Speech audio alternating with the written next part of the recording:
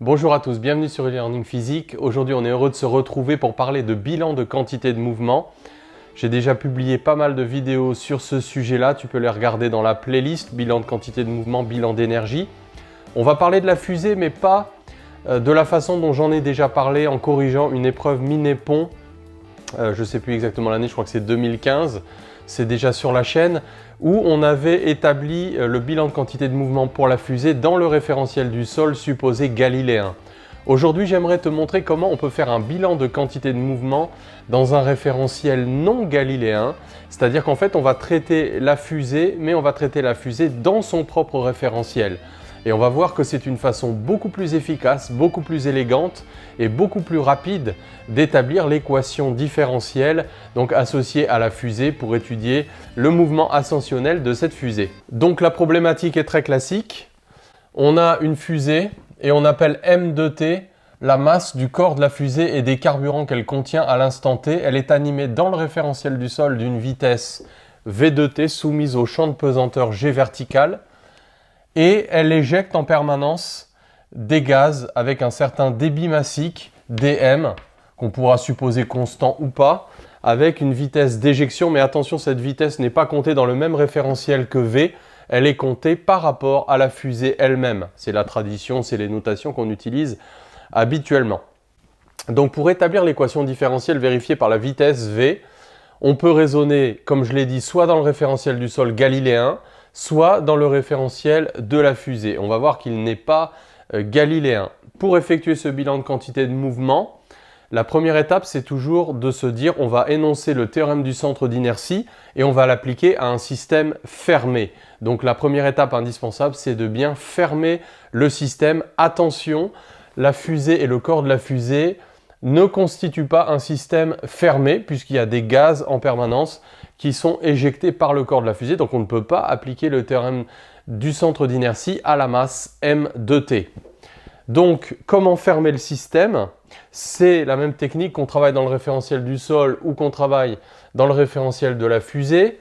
Donc on va considérer le système fermé, donc traditionnellement noté sigma étoile, qui coïncide avec la fusée et le corps de la fusée à l'instant t. Donc ça veut dire que la masse du système fermé, donc c'est cette masse m de t. Alors où est-ce qu'on retrouve cette masse à l'instant t plus dt? Eh bien maintenant ce sera la masse du corps de la fusée et des carburants qu'elle contient, mais évidemment c'est pas la même masse parce qu'il y a une partie qui est sous forme de gaz, donc je vais noter ça dm gaz éjecté. Alors première difficulté, c'est déjà de regarder un petit peu le lien qu'il y a entre toutes ces masses. Donc avec les notations différentielles habituelles, m de t plus dt, c'est m de t plus dm. Toute la difficulté vient du fait qu'on va travailler avec un dm négatif. Parce que, évidemment, m de t plus dt est plus petit que m de t. Et donc, on voit que dm gaz, qui sera compté par convention positivement, c'est moins dm.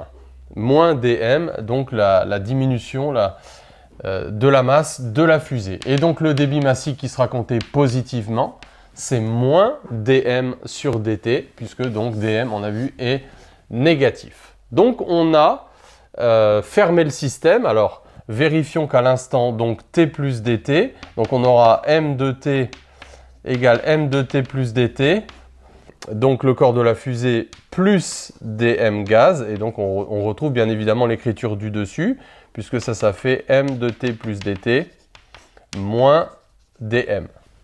Voilà, donc on va travailler avec un dm algébrique et non pas arithmétique, c'est-à-dire positif. Notre dm sera négatif. Donc là, on a fermé le système. On a bien un système que l'on suit dans son mouvement et qui a la même masse. Donc on a dû rajouter la masse de gaz éjectée à l'instant t plus dt. Alors l'étape d'après, eh bien, c'est d'exprimer la quantité de mouvement du système fermé à l'instant t, et c'est là que l'importance du référentiel dans lequel on va travailler devient cruciale. Donc je choisis de faire différemment que dans la première vidéo. On va travailler dans le référentiel de la fusée. Alors évidemment, dans le référentiel de la fusée, eh bien, la quantité de mouvement est nulle à l'instant t, puisque la vitesse v de t, j'ai précisé que c'était par rapport au sol. Donc la quantité de mouvement est nulle, ça paraît vraiment très simple, et ça l'est. À l'instant t plus dt, pour la même raison, la vitesse, la quantité de mouvement et donc la vitesse du corps de la fusée par rapport à elle-même est également nulle, mais on va garder la vitesse d'éjection des gaz. Donc on aura dm gaz fois u. Alors attention, on ne va pas mettre de signe moins devant la vitesse parce qu'évidemment ça c'est une faute un peu bébête, mais u est vers le bas certes, mais en fait son sens est déterminé par la flèche. Mais ça fait moins dm u, non pas parce que u est vers le bas, mais parce que dm gaz vaut moins dm. Donc, extrêmement simple, le terme de gauche de notre bilan de quantité de mouvement, donc la variation de quantité de mouvement du système fermé égale à la somme des forces extérieures. Alors, la difficulté de cette méthode, c'est de ne pas oublier que le référentiel de la fusée n'est pas galiléen, il n'est pas en translation rectiligne uniforme par rapport au sol, il est en translation rectiligne, mais il n'est pas en translation rectiligne uniforme, sa vitesse n'est pas constante, c'est la vitesse de la fusée qui, a priori, dépend du temps. Donc, il va falloir ajouter là où les forces d'inertie, comme on est en translation, la force de Coriolis est nulle, et donc, on va pouvoir écrire que donc la variation de quantité de mouvement, donc on voit qu'il ne reste que ce terme-là, on divise par dt, c'est donc le poids, et puis il faut rajouter la force d'inertie d'entraînement. Donc la force d'inertie d'entraînement, c'est moins la masse fois l'accélération d'entraînement. L'accélération d'entraînement, alors là aussi, hein, j'ai fait toute une petite vidéo avec ce qu'il faut retenir des changements de référentiel et lois de composition, etc. Et les expressions des accélérations d'entraînement et de Coriolis. Donc c'est uniquement l'accélération de O' dans R, c'est-à-dire l'accélération d'un point fixe de la fusée par rapport au sol. Donc ça fait tout simplement dv sur dt. Donc voilà l'équation différentielle. Et on voit que ça coûte beaucoup moins cher que de l'écrire dans le référentiel du sol. Tu peux toujours te référer donc à l'autre vidéo, tu verras, c'est quand même beaucoup plus compliqué. Donc, alors la tradition, c'est de réinterpréter cette équation sous la forme suivante. On va isoler m dv sur dt et de faire passer donc le terme en dm sur dt fois u de l'autre côté, que l'on peut aussi écrire donc mg moins dm u. Alors, réinterprétation de cette relation. Il faut bien être conscient que c'est une réinterprétation parce que ça n'est pas du tout comme ça que l'on l'a établi. Quand on regarde cette égalité, tout se passe comme si, et j'insiste sur le si, une masse m d'accélération dv sur dt était soumise au poids et à quelque chose d'homogène à une force, opposé en direction à la vitesse d'éjection des gaz, donc vers le haut, donc homogène à une force. Et ça, c'est ce qu'on appelle la force de poussée ou la pseudo-force de poussée, parce que c'est finalement ce qui nous explique pourquoi en éjectant du gaz vers le bas, la fusée va avoir un mouvement ascensionnel. Alors, j'insiste bien sur le fait que c'est une réinterprétation, parce qu'évidemment, on ne peut pas établir cette relation en écrivant directement que masse fois accélération égale somme des forces en introduisant cette force, parce qu'elle n'existe pas, cette force en réalité, c'est un terme de cinématique qu'on a fait passer de l'autre côté du signe. Ce qui avait une existence physique, c'était la force d'entraînement. Et donc voilà, c'est une réinterprétation, mais ça aide à comprendre les choses. En plus, la masse ici, elle dépend du temps. Donc on l'a sorti de la dérivée par rapport au temps de la quantité de mouvement. Donc voilà, tout ça, pour toutes ces raisons-là, on est bien conscient que ça n'est qu'une réinterprétation de cette relation. Alors, on peut peut-être quand même donner une esquisse de l'intégration de cette loi.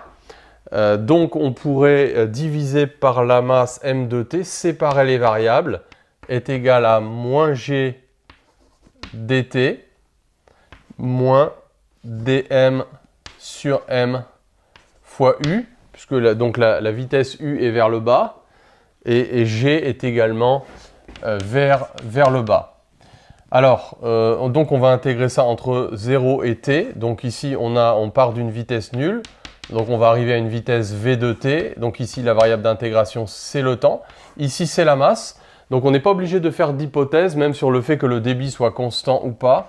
on va dire la masse M0 à l'instant t égale 0. Donc quand tu sépares les variables, l'important c'est que les bornes se correspondent jusqu'à la masse M de t. Donc quelle que soit la loi M de t, on a cette intégration. Donc on aura V de t est égal à moins gt moins log de M de t sur M0 fois U.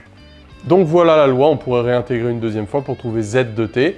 Mais le but pour moi, c'était de te montrer comment tu pouvais établir cette équation différentielle en raisonnant dans le référentiel de la fusée non galiléen. Donc il faut faire preuve de bon sens. Voilà, c'est tellement simple que ça en devient troublant. Mais c'est beaucoup plus simple de raisonner dans ce référentiel à condition de ne pas oublier la force d'inertie d'entraînement. Voilà, on se retrouve pour d'autres vidéos de bilan. Je vais faire des vidéos sur les bilans d'énergie cinétique, des choses que je n'ai pas encore fait sur la chaîne. À bientôt.